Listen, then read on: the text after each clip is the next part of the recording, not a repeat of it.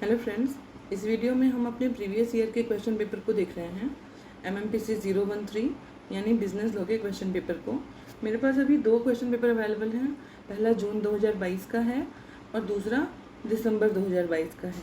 क्योंकि इसके पहले ये कोर्स इंट्रोड्यूस नहीं था, तो ये पेपर का हमारे पास इसके पहले का कोई भी क्वेश्चन पेपर अवेलेबल नहीं है। चलिए स्टार्ट करते हैं। तो जो सबसे पहला क्वेश्चन पूछा गया है, हालांकि इसमें ऐसा ही है कि केवल आपको 5 क्वेश्चन के आंसर देने हैं और क्वेश्चन टोटल 8 हैं। सो टोटली हमें 5 ही क्वेश्चन को अटेम्प्ट करना है, 5 ही क्वेश्चन का आंसर लिखना है। लेकिन चूंकि हम यहाँ पे अभी वीडियो में देख पा रहे हैं, सारे क्वेश्चन का आंसर हम एक एक करके सॉल्व करेंगे और हम देखेंगे कि कौन कौन से टॉपिक्स हैं जो रेलिवेंट हो सकते हैं अभी आने वाले एग्जाम के लिए, और कौन कौन सा ऐसा टॉपिक है जो बार बार पूछा गया है। यानी 2 ही एग्जाम हमारे पास हैं, तो 2 ही एग्जाम में जो भी उन्होंने पूछा है उसको हम देखते हैं। तो सबसे पहला जो क्वेश्चन है उन्होंने पूछा वो है कि define business law. Business law क्या है, इसका डेफिनेशन लिखिए और इसके ऑब्जेक्टिव्स को बताइए कि बिजनेस लॉ हमें पढ़ना ही क्यों है।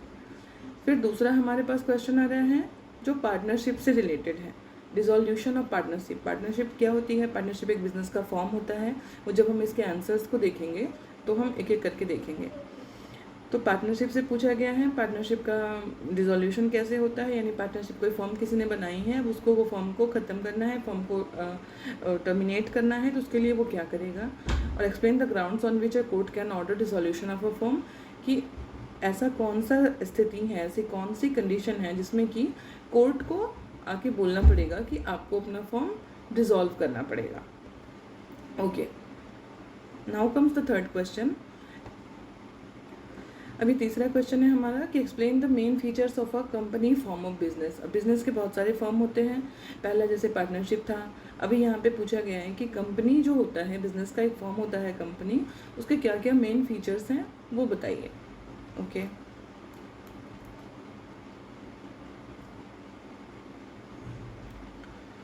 चौथा क्वेश्चन है कि describe the process of formation of a contract.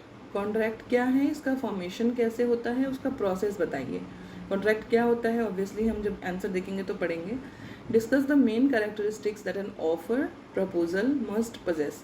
अब ये ऑफर में, प्रपोजल में और कॉन्ट्रैक्ट में थोड़ा थोड़ा फ़र्क होता है, उसको हम देखेंगे जब हम इसका आंसर देखेंगे। Also explain the essentials of a valid acceptance. अब वैलिड एक्सेप्टेंस जो होती है जिसमें कि कोई भी दोनों पार्टी का जो है वो कंसेंट होता है, दोनों पार्टी उस पर एग्री करती है, उसका क्या क्या एसेंशियल होता है, कौन कौन सी चीज़ें इंपॉर्टेंट होती हैं उसके लिए, वो हम देखेंगे। हमारा फिफ्थ क्वेश्चन बोल रहा है कि फेमा क्या है, और ये क्वेश्चन, फेमा वाला क्वेश्चन जो है वो असाइनमेंट में भी आया था अभी इसी साल, तो हम सब ने लिखा है। अभी देख लेते हैं कि पूछ रहा है कि what is the objective of foreign exchange management act. जो फेमा है उसका क्या ऑब्जेक्टिव है। Discuss the mechanism for acquiring property in India by a non resident. मतलब नॉन रेजिडेंट वो है जो इंडिया में ना रहता हो, उसकी कुछ अलग अलग कैरेक्टरिस्टिक्स होती हैं कि किस तरह से आप नॉन रेजिडेंट होंगे। उसकी कुछ ऐसे रूल्स हैं, कुछ ऐसे लॉज हैं जिससे आप ये डिफाइन करते हैं कि आप एक रेजिडेंट हैं या फिर आप एक नॉन रेजिडेंट हैं। उसके लिए सारे रूल्स जो हैं वो प्रिस्क्राइब्ड हैं। तो एक नॉन रेजिडेंट कौन कौन से कंडीशन में, किस तरह के कंडीशन में प्रॉपर्टी एक्वायर कर सकता है, कहाँ पे, इंडिया में। अब इंडिया का कोई रेजिडेंट है और वो इंडिया से बाहर प्रॉपर्टी एक्वायर करना चाह रहा है, उसके लिए क्या मैकेनिज्म है, उसके लिए क्या रूल्स एंड रेगुलेशंस हैं, वो इसमें डिस्कस करना है।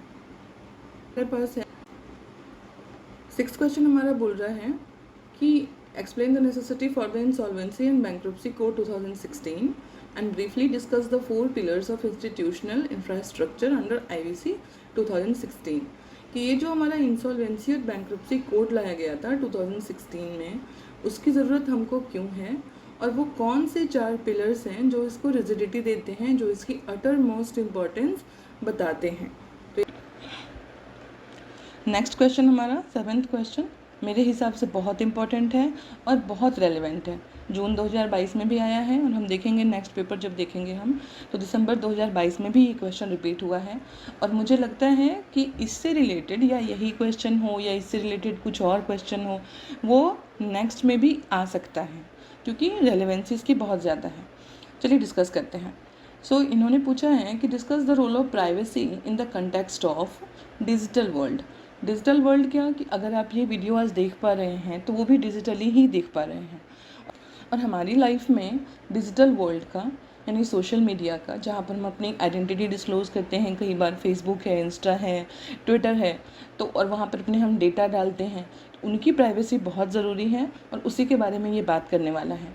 तो ये अभी क्या पूछ रहा है कि briefly discuss the personal data protection bill 2019। तो अभी एक 2019 में एक बिल आया है, डेटा प्रोटेक्शन बिल, उसके बारे में डिस्कस करने के लिए बोल रहा है कि वो डेटा प्रोटेक्शन बिल क्या है, क्यों लाया गया है, कब से लागू हुआ है और इसकी क्या ऑब्जेक्टिव्स हैं। ठीक है, इस पेपर के लिए लास्ट क्वेश्चन हमारा क्या है कि explain the applicability of consumer protection rules 2020 and discuss the duties and liabilities of e commerce एंटाइटीज़ under this rule. ये भी इंपॉर्टेंट है क्योंकि ये भी अगेन इलेक्ट्रॉनिक कॉमर्स से रिलेटेड है, जहाँ ई कॉमर्स के जो कंज्यूमर्स हैं, जैसे हम आजकल शॉपिंग करते हैं ई कॉमर्स वेबसाइट्स पे जाके, अमेज़न है, फ्लिपकार्ट, कहीं पर भी, तो वहाँ पर जो कंज्यूमर का प्रोटेक्शन है, कई बार हम खरीदते कुछ और हैं और हमें मिलता कुछ और है, डिफेक्टिव प्रोडक्ट्स मिलते हैं, तो उसके लिए एक रूल्स लाए गए हैं जहाँ पर कंज्यूमर का प्रोटेक्शन हो, वो 2020 में लाया गया है। और उसकी ड्यूटीज़ और लायबिलिटीज़ जो ई कॉमर्स की होती है, इसके तहत जो कोई भी ई कॉमर्स एंटाइटी है, जैसे मान लीजिए हमने अमेज़ोन से कोई प्रोडक्ट ख़रीदा, वो प्रोडक्ट डिफेक्टिव है, तो कितनी उसमें अमेज़ोन की रिस्पॉन्सिबिलिटी है कि वो कितना % रिस्पॉन्सिबल होगा, प्लस वो जो सेलर उसकी साइट पे या उसकी मार्केट प्लेस पे बेच रहा है उसकी कितनी रिस्पॉन्सिबिलिटीज़ होगी, वो सबको हमें इसमें ड्यूटीज़ और लायबिलिटी को डिस्कस करना है, जो इस रूल के अंदर में है। ये रूल क्या कहता है उन सारे सेलर्स के बारे में और वो ई कॉमर्स प्लेटफॉर्म के बारे में, वो हमें यहाँ पे डिस्कस करने हैं। तो अभी तक हमने केवल जून 2022 के सारे क्वेश्चंस को देखा और हम अब दिसंबर 2022 के क्वेश्चंस को देखेंगे और हम देखेंगे कि उसके आंसर्स को भी फिर हम किस प्रकार से लेके आएँ। आज की वीडियो में बस इतना ही, मिलते हैं नेक्स्ट वीडियो में।